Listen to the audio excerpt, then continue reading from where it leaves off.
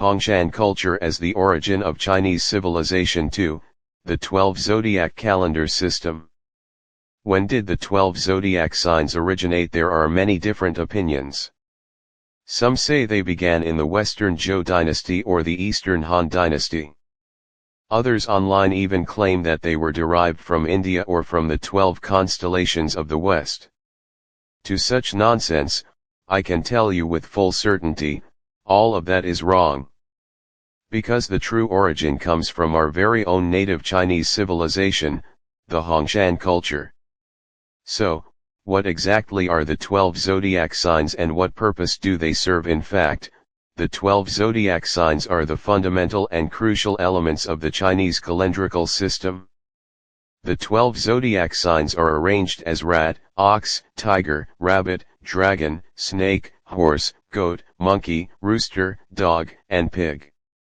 They correspond to the 12 double hours of the day, namely Zi, Zhou, Yin, Mao, Chen, Si, Wu, Wei, Shen, Yu, Su, and Hai.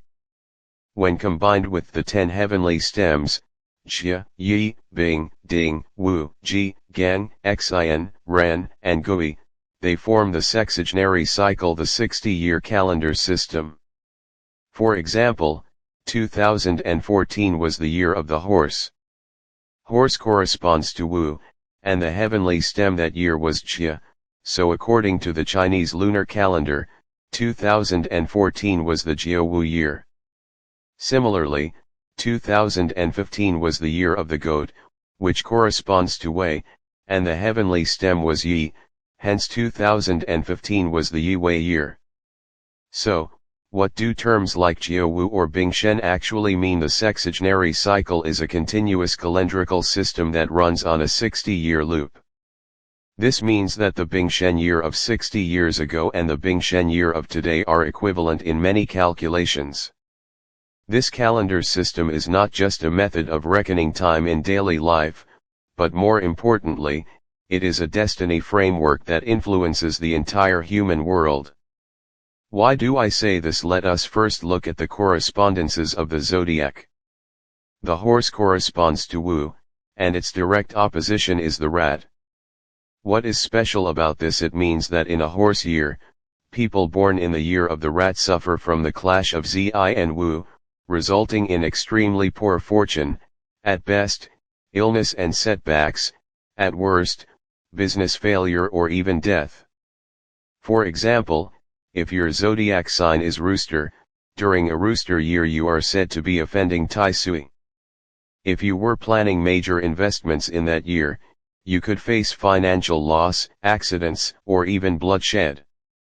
Similarly, the opposing rabbit must also be very careful, keeping health in check and avoiding major investments, lest they suffer severe financial ruin or disaster. If you ignore these warnings and think that human willpower can conquer heaven, you will ultimately be the one who suffers.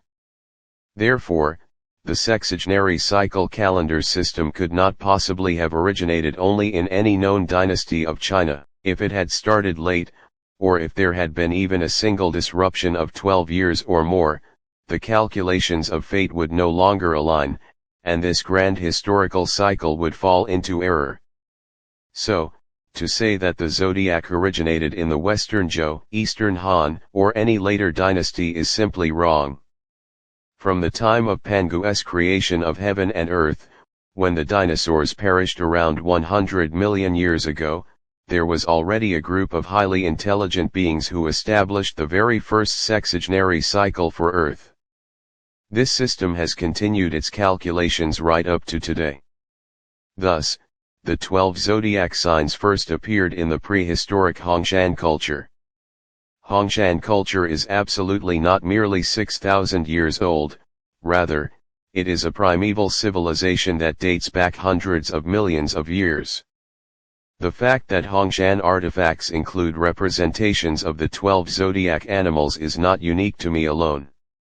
Many members of my association across Hong Kong, Taiwan, Canada, and the United States also possess such pieces. Therefore, the true Hongshan culture is not only the genuine root of all Chinese civilization, but also evidence of a supremely advanced race, the dragon people, the horned sun god extraterrestrial beings, who introduced this mysterious system that has the power to influence all humankind, the sexagenary cycle calendar. Looking around the world, this system does not exist in Africa, nor in Egypt, nor in India or Babylon. Neither Tibet nor Mongolia had it.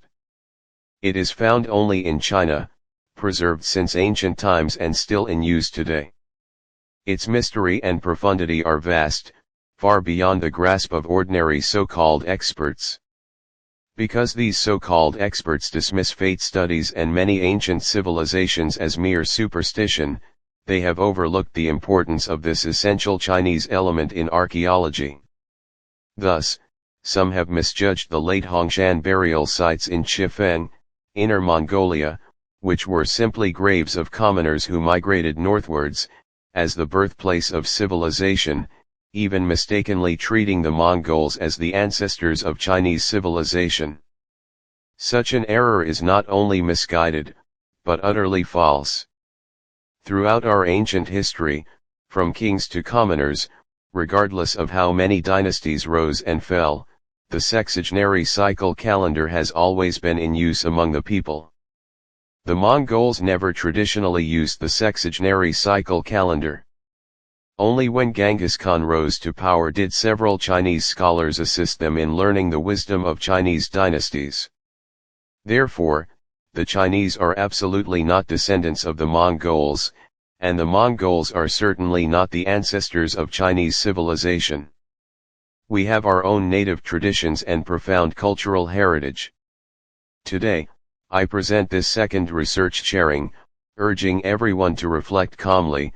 The Chifeng burial sites were merely a branch of late Hongshan commoners migrating north. They are absolutely not the origin of Chinese civilization.